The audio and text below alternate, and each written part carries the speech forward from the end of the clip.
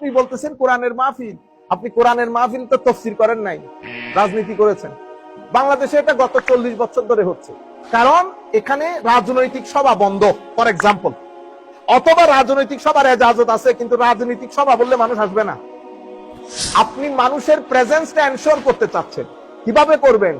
দিচ্ছেন তাফসীরুল কোরআনের নাম, কিন্তু আমি পুরো তাফসীরটা শুনে শুনে আসতেছি, ঠিক আছে, কিন্তু আমি দেখতেছি আপনি আলটিমেটলি একটা দলকে প্রমোট করতেছেন। আমি দল প্রমোট করাকে আমি নাজায়েজ বলতেছি না, আমি বলতেছি যা বলবেন বলে কয়ে করেন।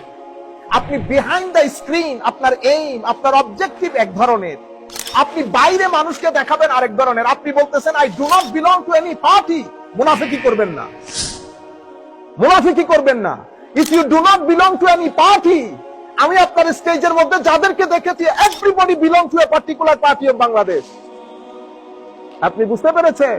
কেন মুনাফিকি করেন, কেন মিথ্যা বলেন? আমাকে দেখেন ক্লিয়ার কাট, আমি সুন্নি, আমি হানাফি, আমি সুফি।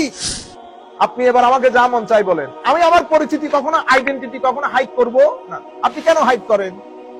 আপনি তাফসীরুল কোরআন মাহফিল করেন নাই, আপনি করেছেন আপনার রাজনৈতিক জনসভা, কিন্তু তবু আমরা বলছি তাফসীরুল কোরআন মাহফিল করেন আপনি আপনার মনের মতো করে, আমাদের কোনো অসুবিধা নেই।